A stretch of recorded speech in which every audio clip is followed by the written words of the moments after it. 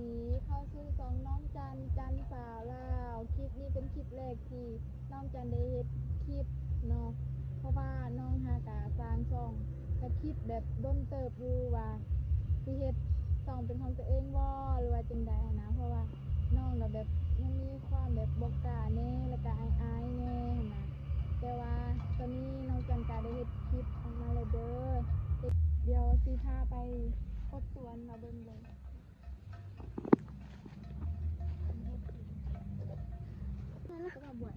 ตรงนั้นนั่นนะแต่ว่าน้ำของเฮาเบิดแล้วเดี๋ยวเฮาเซียนไปต้อน้ำก่อนให้พี่พ่อแม่พี่น้องเบิ่ง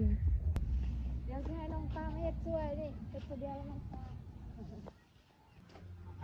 แต่ว่าดีแต่เฮาบ่ได้หาบเนาะเพราะว่ามีน้ำโฟมเองเจาะน้ำแล้วตะกี้หันได้ต้องได้หาบน้ำ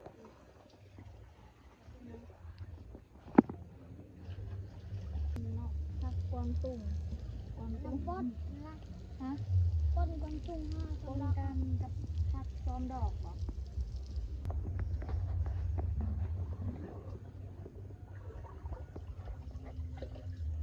มักเพชรก็คือคนเลยเบิ่งนี่มาซุปไก่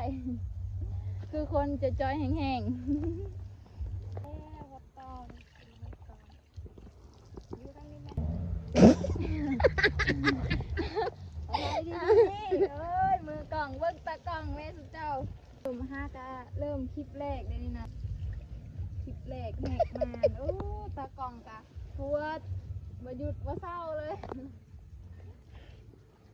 น้องสาวหดต่อ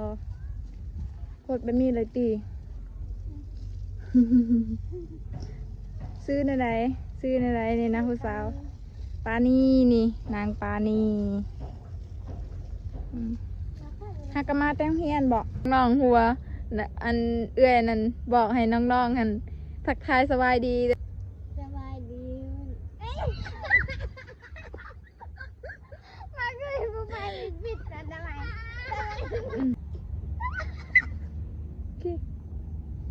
ทำไม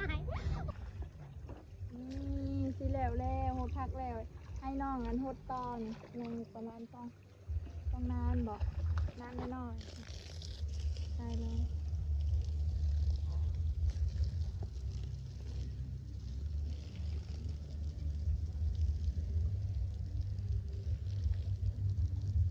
โอเค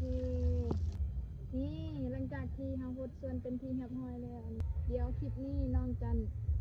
ขอตัวลาไปก่อน เดี๋ยวไว้คลิปหน้าน้องจันสิมาอัปเดตใหม่